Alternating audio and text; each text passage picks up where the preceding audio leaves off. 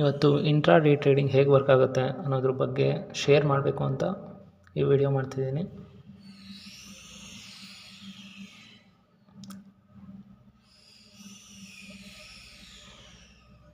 Intraday trading ಅಂತಂದರೆ ಅವತ್ತೇ by ಮಾಡಿ ಅವತ್ತೇ ಸೆಲ್ ಮಾಡೋದು. ಇಂಟ್ರಾಡೇ ಟ್ರೇಡಿಂಗಲ್ಲಿ 2 ಟೈಪ್ಸ್ ಇರುತ್ತೆ. ಒಂದು ಲೋವರ್ ಪ್ರೈಸಲ್ಲಿ ಬೈ ಮಾಡಿ ಹೈಯರ್ ಪ್ರೈಸಲ್ಲಿ ಸೆಲ್ ಮಾಡೋದು, ಮತ್ತು ಹೈಯರ್ ಪ್ರೈಸಲ್ಲಿ ಸೆಲ್ ಮಾಡಿ ಲೋವರ್ ಪ್ರೈಸಲ್ಲಿ ಬೈ ಮಾಡೋದು.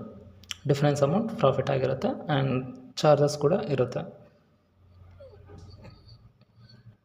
ಇವತ್ತು ಮಾಡಿರೋದು 2 ಟ್ರೇಡು, ಒಂದು ಏಥರ್ ಎನರ್ಜಿ ಮತ್ತು ಫಸ್ಟ್ ಸೋರ್ಸ್ ಇನ್ಫಾರ್ಮೇಷನ್ ಲಿಮಿಟೆಡ್. ಎರಡೂ ಕೂಡ ಸೆಲ್ ಆರ್ಡರ್ಸೇ. ಹೈಯಲ್ಲಿ ಸೆಲ್ ಮಾಡಿ ಲೋಯಲ್ಲಿ ಬೈ ಮಾಡಿರೋದು. ಆಲ್ರೆಡಿ 3000 ರುಪೀಸ್ ಪ್ರಾಫಿಟ್ ಆಗಿದೆ. ಯೂಸ್ ಮಾಡಿರೋ ಕ್ಯಾಪಿಟಲ್ ಬಂದು ಅರೌಂಡ್ 26,000. ಅಂದರೆ ಇಂಟ್ರಾಡೇಯಲ್ಲಿ ಇಂಟು 5 ಮಾರ್ಜಿನ್ ಇರುತ್ತೆ. ಅಂದರೆ ಬ್ರೋಕರ್ ಈಗ 10,000 ನಮ್ಮ ಹತ್ರ ಇತ್ತು ಅಂತಂದರೆ ನಾವು 50,000 ಅಷ್ಟು ಬೈ ಸೆಲ್ ಆರ್ಡರ್ನ ಪ್ಲೇಸ್ ಮಾಡ್ಬೋದಾಗಿರುತ್ತೆ. ಆಲ್ಮೋಸ್ಟ್ ಮೋರ್ ದೆನ್ 10% ಆಗಿದೆ ಇವತ್ತು. ಯೂಸ್ ಮಾಡಿರೋ ಸ್ಟಾಕು ಏಥರ್ ಎನರ್ಜಿ ಮತ್ತು first source information limited. Ather energy ಇಟ್ಕೊಂಡು ಎಕ್ಸ್ಪ್ಲೇನ್ ಮಾಡೋಕ್ಕೆ ಟ್ರೈ ಮಾಡ್ತೀನಿ.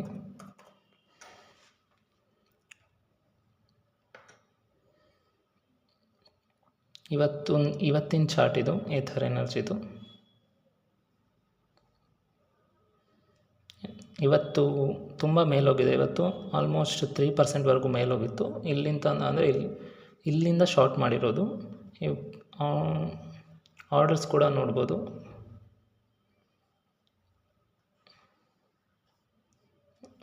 ಇಲ್ಲಿ 50 ಶೇರ್ಸ್ನ 1491ರಲ್ಲಿ 50 ಶೇರ್ಸ್ ಶಾರ್ಟ್ ಮಾಡಿದ್ದೀನಿ. 1496ರಲ್ಲಿ 10 ಶೇರ್ಸ್ ಶಾರ್ಟ್ ಮಾಡಿದ್ದೀನಿ. 1498ರಲ್ಲಿ 1504ರಲ್ಲಿ 5 ಶೇರ್ಸ್ ಶಾರ್ಟ್ ಮಾಡಿದ್ದೀನಿ. ಆ್ಯಂಡ್ ಅಗೈನ್ ಕೆಳಗೆ ಬಂದ ತಕ್ಷಣ 25 ಶೇರ್ಸ್ 83ಅಲ್ಲಿ ಬೈ ಮಾಡಿದ್ದೀನಿ. 30 ಶೇರ್ಸ್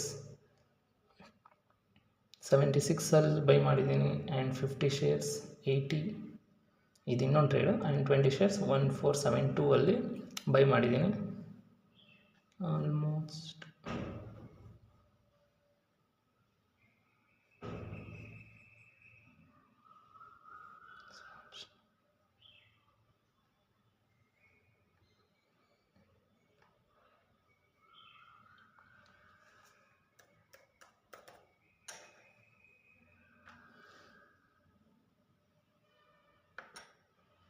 ಇಂಟ್ರಾಡೇ ಟ್ರೇಡಿಂಗ್ ಮಾಡಬೇಕಂತ ಅಂದರೆ ಆ ಸ್ಟಾಕ್ದು ರಿಲೇಟೆಡ್ ಇನ್ಫಾರ್ಮೇಷನ್ ಗೊತ್ತಿರಬೇಕಾಗಿರುತ್ತೆ. ಅದು ಬಿಟ್ಟರೆ ಇನ್ನೆಲ್ಲ ಟೆಕ್ನಿಕಲ್ ಅನಾಲಿಸಿಸ್. ಫಂಡಮೆಂಟಲ್ ಅನಾಲಿಸ್ಗಿಂತ ಟೆಕ್ನಿಕಲ್ ಅನಾಲಿಸಿಸ್ ತುಂಬ important in trading. Option trading ಆಗಿರ್ಬೋದು, ಇಂಟ್ರಾಡೇ ಟ್ರೇಡಿಂಗ್, ಯಾವುದೇ ಟೈಪ್ ಆಫ್ ಟ್ರೇಡಿಂಗ್ ಆದರೂ ಫಂಡಮೆಂಟಲ್ ಅನಾಲಿಸಿಸ್ ಏನು ಯೂಸ್ ಆಗೋಲ್ಲ.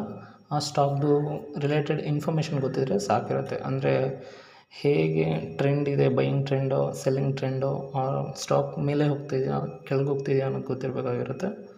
ಅದು ಬಿಟ್ಟರೆ ಈ ಥರ ವೆನ್ ದ ಮಾರ್ಕೆಟ್ ಯಾವಾಗ ತುಂಬ ಹೈಯಲ್ಲಿ ರೀಚ್ ಆಗುತ್ತೆ ಅಲ್ಲಿಂದ ಕರೆಕ್ಷನ್ ತೊಗೊಳ್ಳೋದು ಇರುತ್ತೆ. ಆಲ್ಮೋಸ್ಟ್ ಎವ್ರಿ ಡೇ ಹೀಗೆ ವರ್ಕ್ ಆಗುತ್ತೆ.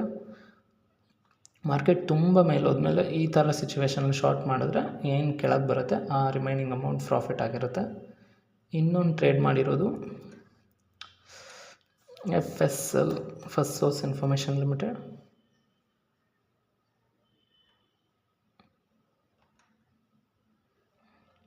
ಇದು ನೆನೆ ಕೂಡ ಕರೆಕ್ಟಾಗಿತ್ತು. ಇವತ್ತು ಕೂಡ ತುಂಬ ಲೋ ಟ್ರೆಂಡ್ ಇದೆ. ಇವತ್ತು ಓಪನ್ ಆಗಿರೋದೆ ಅರೌಂಡ್ 285 ರೂಪಾಯಿ ಪ್ರೈಸಲ್ಲಿ. ನಾವು 178ವರೆಗೂ ಹೋಗ್ತಾ ಇದೆ. ನಾನು ಬೇಗ ಎಕ್ಸಿಟ್ ಆಗಿಬಿಟ್ಟಿದ್ದೀನಿ. ಇನ್ನೂ ಪ್ರಾಫಿಟ್ ಆಗಿರೋದು ಲೇಟಾಗಿ ಇನ್ನೂ ಹೋಲ್ಡ್ ಮಾಡಿದರೆ. ಮಾರ್ಕೆಟಲ್ಲಿ ಇಂಟ್ರಾಡೇ ಟ್ರೇಡಿಂಗ್ ಮೇಯ್ನ್ ಒಂದು ಮ್ಯಾನಿಪುಲೇಷನಿಂದ ಬಚಾವಾಗಬೇಕಾಗಿರುತ್ತೆ.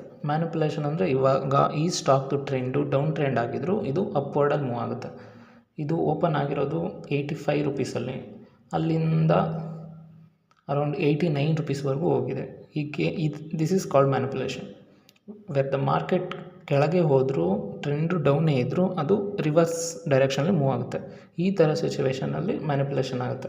ಈ ಥರ ಸಿಚುವೇಷನಲ್ಲಿ ಹುಷಾರಾಗಿರಬೇಕು. ಆ್ಯಂಡ್ ಇಲ್ಲಿವರೆಗೂ ವೆಯ್ಟ್ ಮಾಡಿ ಶಾರ್ಟ್ ಮಾಡಿದ್ರೆ ಪ್ರಾಫಿಟ್ ಮಾಡೋ ಚಾನ್ಸಸ್ ಜಾಸ್ತಿ ಇರುತ್ತೆ.